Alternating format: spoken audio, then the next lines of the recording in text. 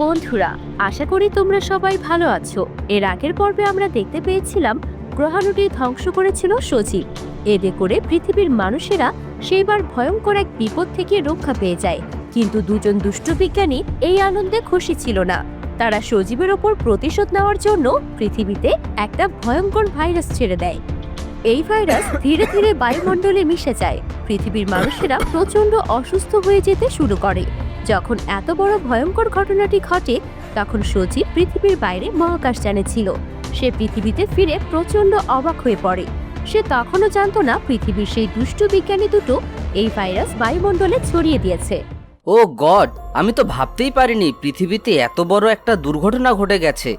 Mister সজীব, সবাই বলাবলি করছে গ্রহাণুটি ধ্বংস করার কারণে নাকি একটি খারাপ রেডিয়েশন পৃথিবীতে ছড়িয়ে পড়েছে, আর তাই পৃথিবীর মানুষরা এমন অসুস্থ হয়ে পড়ছে। আমি তো ভাবতেও পারিনি এমন কিছু একটা ঘটবে।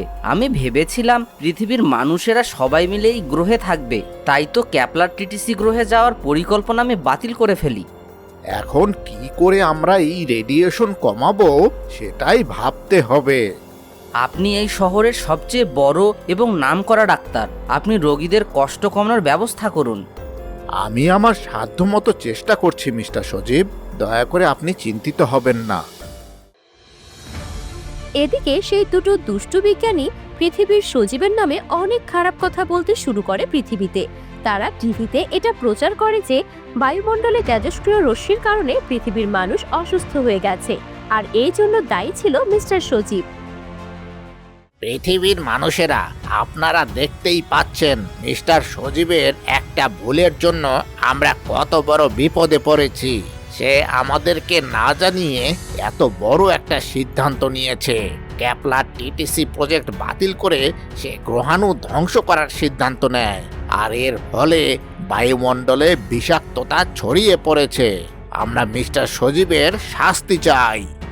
পৃথিবীর মানুষেরা না জেনে সজীবের বিরুদ্ধে আন্দোলন করতে থাকে। মানুষরা স্লোগান দিতে থাকে যে তারা সবাই সজীবের বিচার চায়। এদিকে সজীব ল্যাবরেটরিতে একজন ভালো বিজ্ঞানীর সাথে এই ব্যাপারে কথা বলছিল।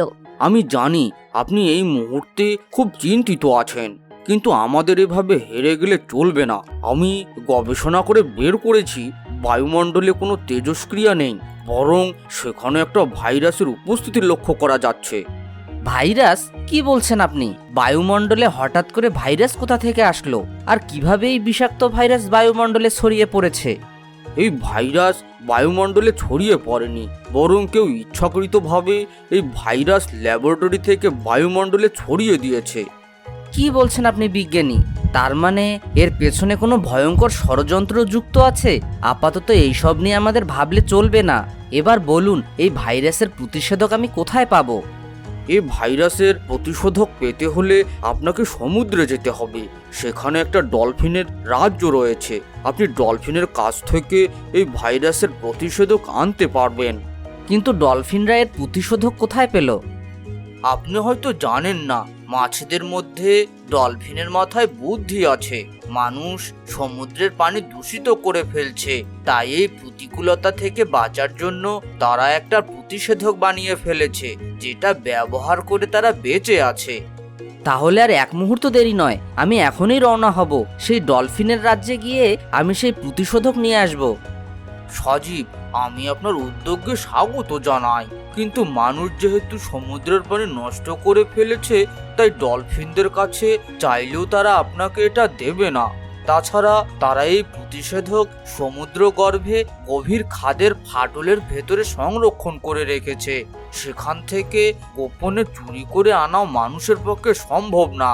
তাছাড়া তারা আপনাকে আক্রমণ করতে পারে। পৃথিবীর মানুষদের জন্য আমাকে এতটুকু ঝুঁকি নিতেই হবে বিজ্ঞানী। পৃথিবীর মানুষের এমন দুরবস্থা, আর আমি তো ঘরে চুপচাপ বসে থাকতে পারি না। এদিকে সজীব যখন সেই প্রতিষেধক জোগাড় করার জন্য প্রচন্ড ব্যস্ত ছিল, তখন পৃথিবীর সেই দুষ্ট দুই বিজ্ঞানী নিজেদের মধ্যে খুব আনন্দে হাসাহাসি করছিল। তারা পৃথিবীর এমন দুরবস্থা দেখে খুবই খুশি ছিল।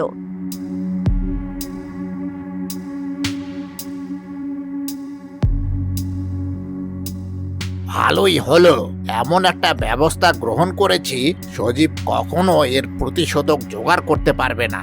আর পৃথিবীর সমস্ত মানুষেরা ওকে দোষ দিতে শুরু করবে।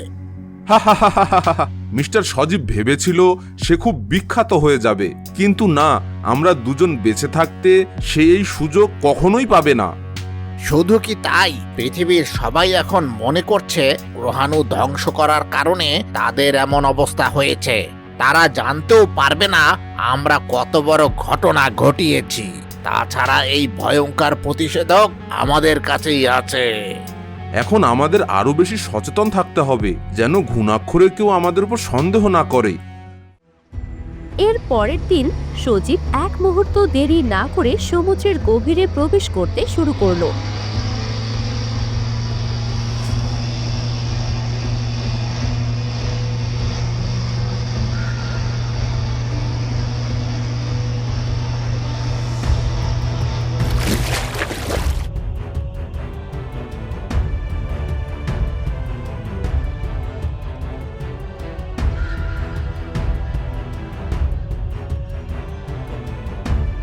ধীরে ধীরে অনেক গভীরে প্রবেশ করার পর সে দেখতে পেল একটা ডলফিনের রাজ্য। এখানে সবকিছু ছিল ডলফিনের দখলে, এমনকি সেখানের প্রিন্স ছিল একজন ডলফিন।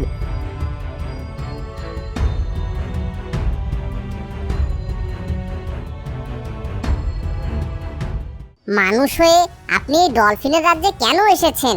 আপনার আগে কেউ কখনো আমাদের এই রাজ্যে প্রবেশ করেনি। আমরা তোমাদের কাছে সাহায্য চাইতে এসেছি। কিন্তু আমাদের প্রিন্স আপনাকে সাহায্য করতে রাজি হবে না। তাছাড়া তিনি মানুষদের একদম পছন্দ করে না। কেন? মানুষকে তারা কেন পছন্দ করে না? মানুষেরা অনেক ধ্বংসাত্মক। তারা অনেক ডলফিনকে নির্বিচারে সমুদ্রের উপরে মেরে ফেলেছে। তাছাড়া তারা পানি দূষণের মাধ্যমে আমাদের জীবনকে দুঃসহ করে তুলেছে। আমি বুঝতে পেরেছি, কিন্তু তোমাদের কাছে এমন অনেক কিছু আছে যা মানুষের কাছে নেই। দয়া করে আমাকে ভেতরে নিয়ে চলো, আমি তোমাদের প্রিন্সের সাথে কথা বলবো।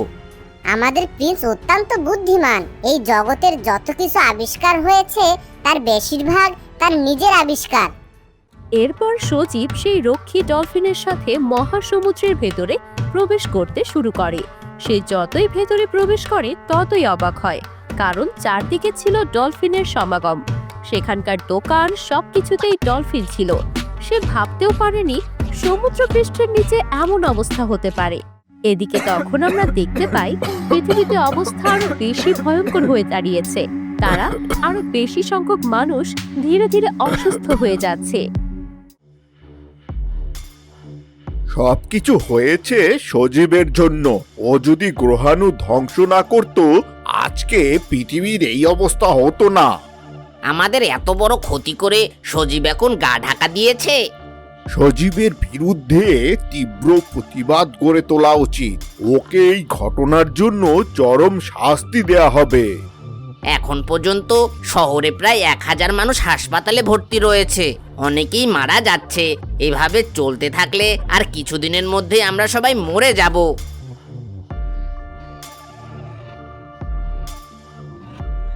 আপনারা দুজনেই সজীবের নামে অনেক আজে বাজে কথা বলছেন, কিন্তু আপনারা জানেন না এই ঘটনার জন্য সজীব দায়ী নয়।